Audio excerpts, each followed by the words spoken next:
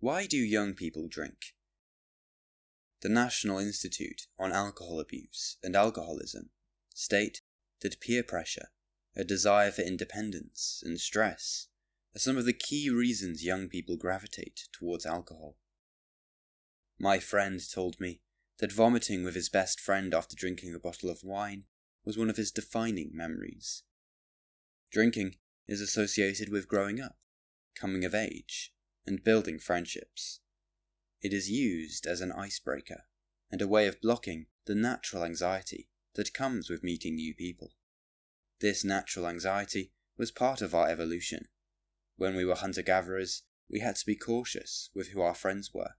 Will they betray the tribe and take a large share of the food? Will they hurt you or your family?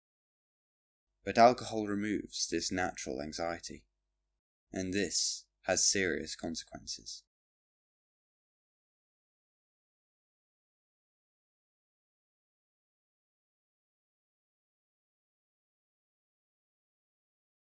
It is normal for student organizations at universities to advertise drinking to freshers as a cool and social activity. Most of the events at my university revolved around alcohol. It is seen as a rite of passage, a way of flaunting your independence and good health.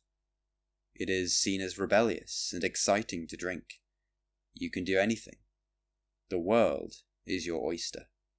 You are a strong, healthy young adult on the cusp of the real world. We all know the problems of being an alcoholic.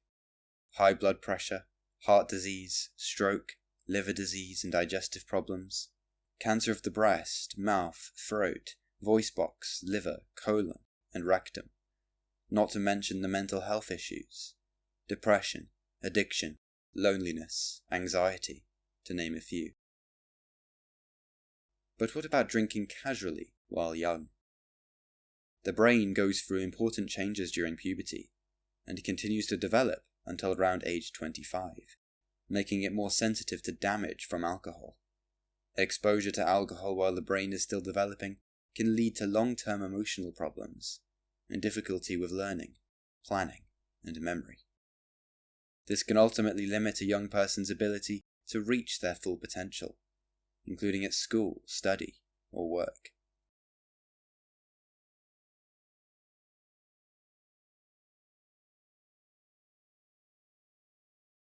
Alcohol is a cheat.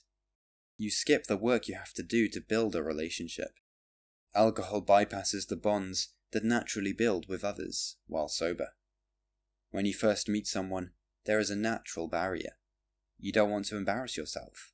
You think before you speak, and choose your words carefully. You have a natural inhibitor that reveals parts of yourself you're happy to share, and keeps parts secret until the relationship has developed past a certain stage. Alcohol destroys this. It skips the awkward small talk, and advances the conversation. Many might believe that alcohol connects you with others, and brings you closer.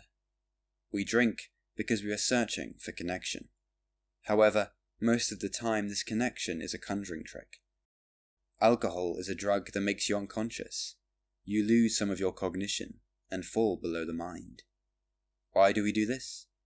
To escape ourselves, the little me in the head who is anxious and constantly uneasy, who sees the world as a threat.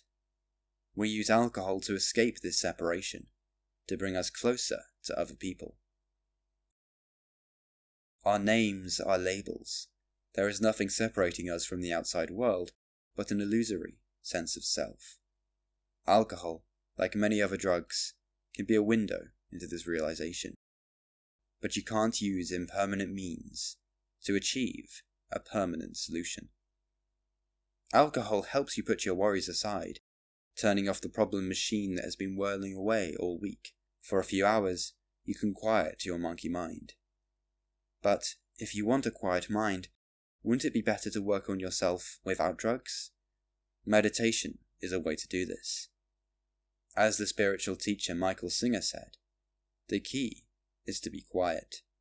It's not that your mind has to be quiet. You be quiet. You, the one inside watching the neurotic mind. Just relax. How can one be quiet while drinking with friends in a noisy nightclub? Is noise really the answer to an overactive mind? Alcohol might open you up for a bit, but when does this opening up become unconscious blathering? Why not stay clear and level-headed during conversation? Many drink to avoid social anxiety, but this cheat doesn't actually help with your anxiety. You aren't dealing with social anxiety by drugging yourself in order to talk to people. And what if alcohol becomes a dependency? There is a better way of dealing with social anxiety, especially when you leave home and go to university. You must start facing reality.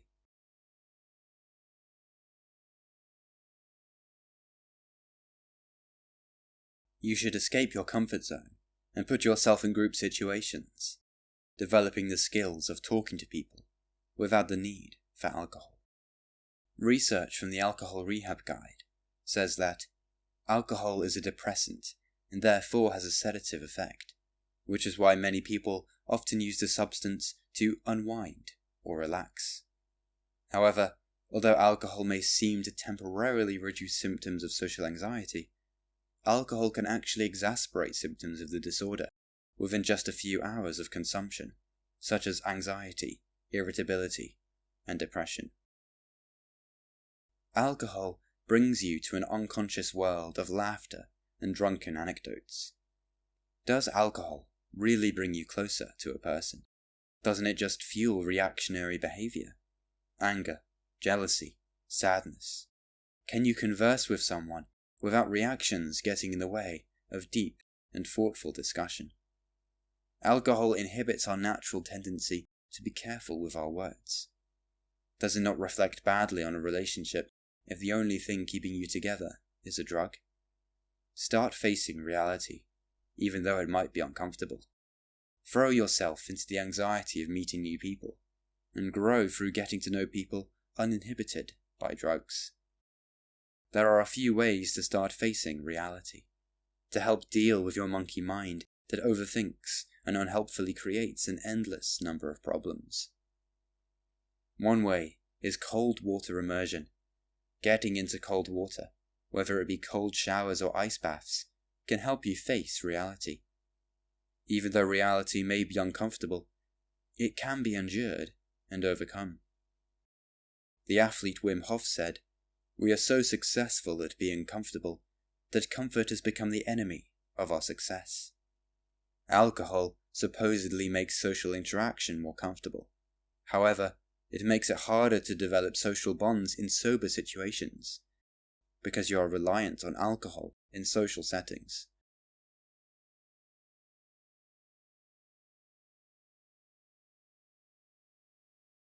Alcohol is costly. The average pint of lager in a pub now costs £4.47, a rise of 47p, or 11.7% in a year, according to figures from the Office for National Statistics. The latest figures estimate that alcohol costs the NHS around £3.5 billion each year, which is a staggering amount. In 2022 to 2023, tax receipts from alcohol duties in the UK amounted to approximately £12.4 billion, compared with £13.1 billion in the previous year. The main question is there a cheaper alternative that facilitates social interaction? Yes. As someone who has spent 2 years at university sober, I can say that, from my experience, it is effortless being in social interactions without drinking. You can still have the same level of conversation. It is a myth that alcohol is the key to a new, deeper part of conversation that can't be accessed without it. In order to see alcohol as unnecessary, one must realize there is no benefit. Alcohol is an expensive poison, and thanks to persuasive advertising, it is mythologized as a necessary part of growing up, and a key part in having fun in groups. Alcohol can be drank sensibly. I'm not saying everyone should stop drinking it. I'm simply saying there is nothing you're missing from not partaking in the drink, and developing your social skills is much easier sober. The actor Tom Holland said, If alcohol wasn't a thing and you like, I've invented this drink that is going to make you like either really happy or really aggressive or really stupid, and we're going to just sell it to the masses, people would be like, nah, mate, keep your funky juice. Like, we don't want that. That sounds terrible. So keep your funky juice and start facing reality.